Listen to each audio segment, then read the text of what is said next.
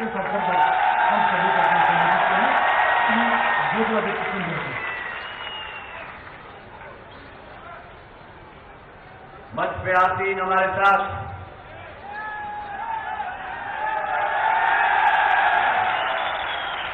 इस प्रदेश के संकलित और यशस्वी मुख्यमंत्री तो हैं ही, लेकिन एक कुशल जनसेवक जो हृदय से प्रदेश के लिए समर्पित भाव के साथ कार्य करते हैं, आदरणीय शिवराज सिंह चौहान जी। मंच पे आसीन मेरे बुजुर्ग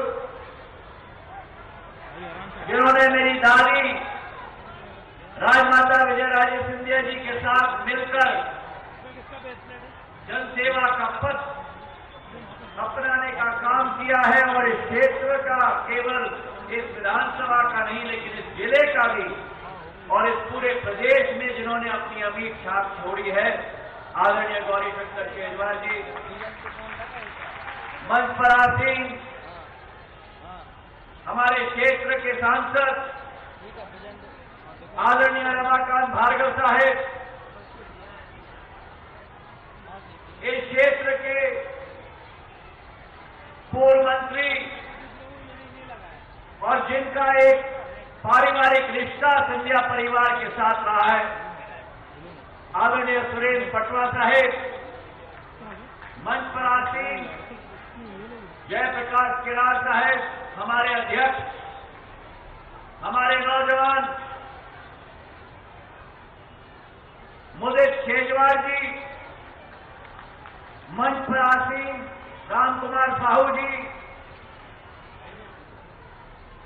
हमारे मंडल अध्यक्ष जी रघुवीर सिंह जी, अनीता किरार जी, शिवाजी पटेल जी, धर्मेंद्र चौहान जी, और जिनके साथ पिछले 6 महीनों में नजदीकी से कार्य करने का एक अनुभव और सौभाग्य मुझे मिला है। दूर से हम लोग जरूर कभी कभी चर्चा करते थे, लेकिन जो लगनशीलता मुझे उनमें दिखती है, मेरे अपने रामपाल सिंह जी,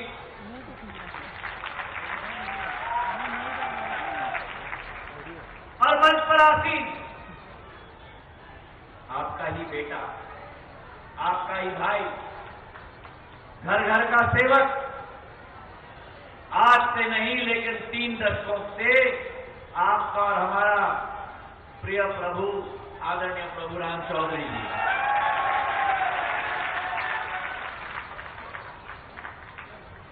मैं आपके और मुख्यमंत्री जी के बीच में ज्यादा समय नहीं लेना चाहता, लेकिन 2-3 बातें मैं आपसे कहना चाहता हूं। पहली बात तो ये कि ये क्षेत्र एक बहुत ही सौभाग्यशाली क्षेत्र है। मंचासीन नेतृत्व को देखो आप, एक तरफ से दूसरे तरफ क्षमतावान नेतृत्व, जिसमें वो क्षमता है इस क्षेत्र की भाग्य को कायाकल्प करने की, और ये पूरा नेतृत्व अब एक ही मोती के माले में पिरोकर आप लोगों के लिए पूर्ण रूप से जिंदगी के लिए समर्पित है। मैं उस तरफ रहता था, अलग अलग में। मैं क्षेत्र का नेता नहीं, सांसद नहीं, विधायक नहीं, लेकिन फिर भी सांची में, रायसेन में इतना प्यार है कि दूसरे क्षेत्र के लोगों को भी अपने तरफ खींच के लेकर अपने दिल में समा लेती है। मुझे 20 साल हो गए जनसेवा में,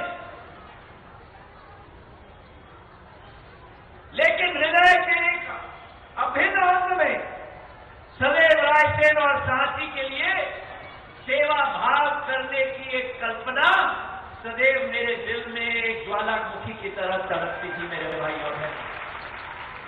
मैं उन कांग्रेसी नेताओं की तरह नहीं हूं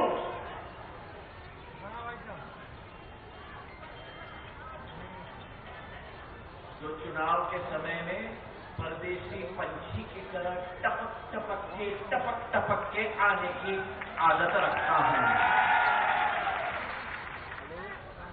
पिछले 20 सालों में चाहे केंद्र विद्यालय की बात हो,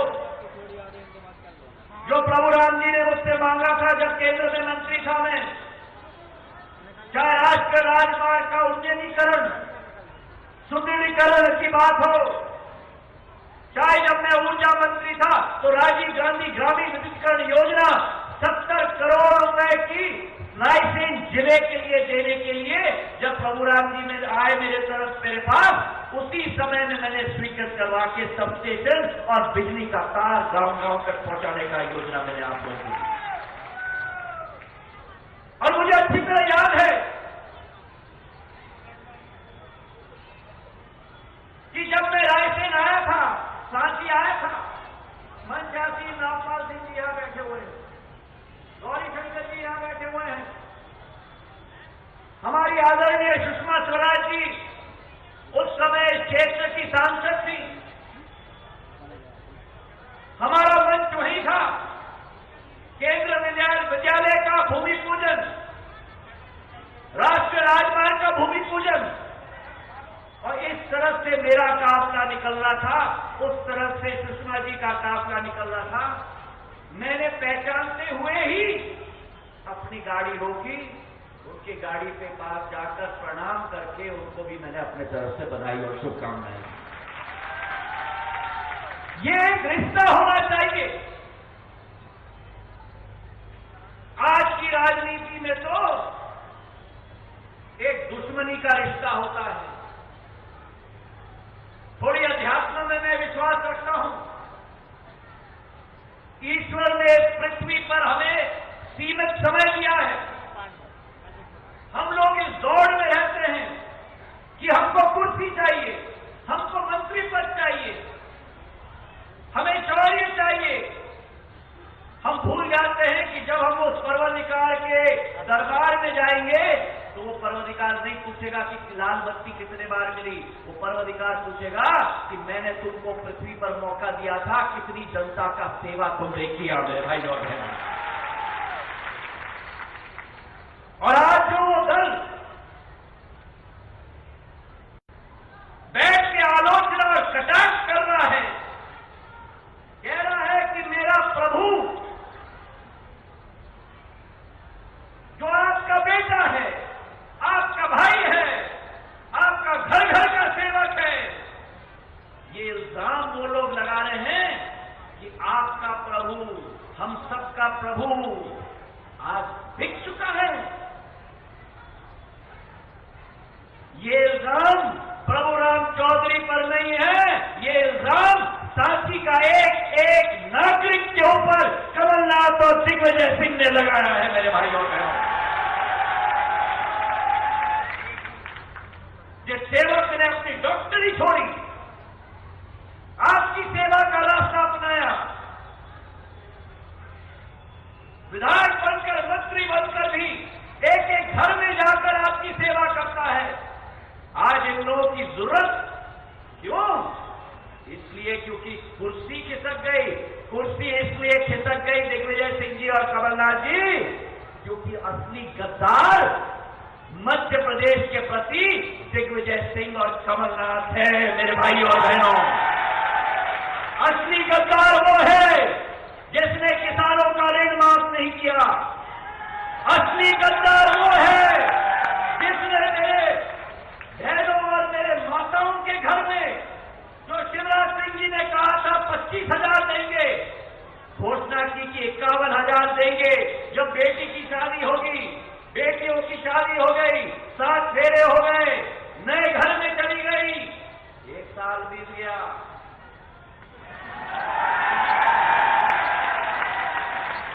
51,000 नहीं आया। असली गद्दार वो है, असली गद्दार वो है जो मेरे नौजवान दोस्तों को फुसला के कहा कि 4,000 रुपया भत्ता दूंगा बेरोजगारी का, एक फूटी कौड़ी नहीं दी। और जब पूछा जाता था खजाना खाली है, खजाना खाली है, अरे खजाना खाली है तो शिवराज सिंह जी ने आपके खजाने की चाबी को किस हृदय से खोल दी कि किसानों को 7,000 करोड़ रुपया फसल बीमा योजना में दिलवाया। उत्तर दो। और इनकी जरूरत की इनको कहें कि नालायक। शिवराज सिंह जी नाराज, ज्योतिरादित्य सिंधिया गद्दार और जो सिंहासन पे बैठे हुए 15 महीने में एक दिन भी मध्य प्रदेश का बाढ़ से पीड़ित इलाके में या ओला या अतिवृष्टि के इलाके में एक दिन भी पैर नहीं रखा, वो क्या है मैं पूछना चाहता हूं मेरे भाई और बहन। संवेदनशीलता ये होती है जो अभी प्रभु राम जी ने सुनाया। कोरोना से पीड़ित आपका प्रतिनिधि मुख्यमंत्री जी फोन करते हैं कि तुम चिंता मत करो, मैं तुम्हारी जनता के बीच में जाऊंगा, उनके हर कठिनाई का हल करूंगा। रात के 3-3 बजे तक ये जनसेवक बोट में बैठकर पूरे क्षेत्र का दौरा करता है और वो कमलनाथ जी एक दिन भी अपने वल्लभ भवन से नहीं निकले 15 महीने के अंदर मेरे भाई और बहन। तो आपको तय करना है कैसी सरकार चाहिए हमें, कैसा जनसेवक चाहिए हमें। ऐसा जनसेवक जो कोरोना के लिए रात दिन कार्य करे या वो जनसेवक जो कोरोना के महामारी के आगामी समय में एक मीटिंग भी न करे। समय नहीं है। ये प्रभु राम जी जाते थे आपके सड़क के लिए, आपके बिजली घर के लिए, आपके 63 करोड़ का तालाब के लिए, और कहा जाता था दिन में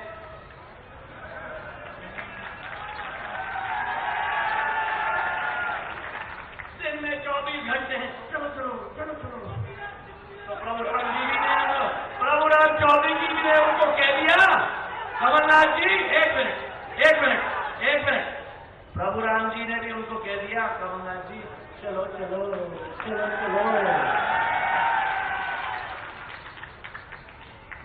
तो आपको तय करना है कि जिस मुख्यमंत्री के पास समय नहीं था एक मीटिंग के लिए कोरोना के लिए, ये डॉक्टर है प्रभु राम जी, एक मीटिंग नहीं रखी कोरोना के लिए।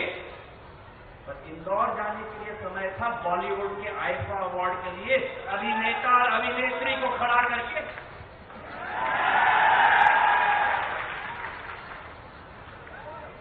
कैसा मुखिया चाहिए हमें जो हमारे दुख के समय में, अभी सुर्खी में हमारे किसान सोयाबीन की फसल उठाकर दिखा रहे थे सभा शुरू होने के पहले।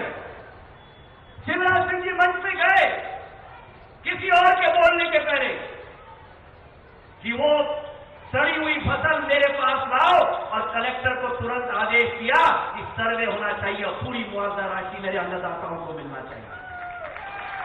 सिंधिया परिवार वो परिवार है जिसने सदैव सत्य का साथ दिया है। और कान खोल के सुन ले कमलनाथ जी और दिग्विजय सिंह जी, जब डीपी मिश्रा ने मेरी दादी को ललकारा था तो राजमाता जी ने डीपी मिश्रा की सरकार को धूल चटा दी थी। जब मेरे पूज्य पिताजी को ललकारा था तब विकास कांग्रेस स्थापित करके आईना दिखाया था कांग्रेस को। और जब अगर अन्नदाताओं के साथ छलावा होगा, मेरी महिलाओं के साथ छलावा होगा, नौजवानों के साथ छलावा होगा, तो ज्योतिरादित्य सिंधिया भी जमीन पर उतर के धूल उनको चटाएगा मेरे भाइयों बहनों। आपकी खुशहाली के लिए, आपके भविष्य के लिए इस योद्धा ने,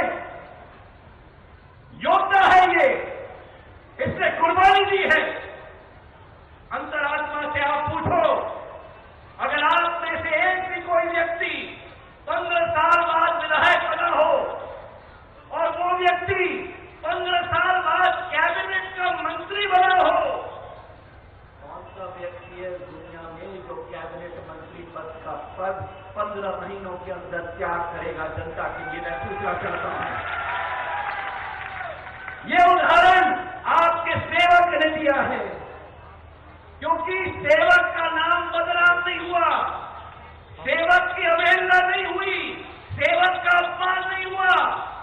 झांसी का अपमान हुआ है, गैरतगंज का अपमान हुआ है, और इस अपमान का बदला इनके रूप में सांची और गैरतगंज की जनता को इस चुनाव में कांग्रेस का सफाया करके हमको करना होगा। मेरे भाइयों बहनों, अगर मेरे साथ सहमत हो तो हाथ उठाकर आश्वासन दो, आश्वासन दो, आश्वासन दो, क्योंकि ये चुनाव बाबूराम चौधरी जी का चुनाव नहीं है, ये मध्य प्रदेश का भविष्य का चुनाव है।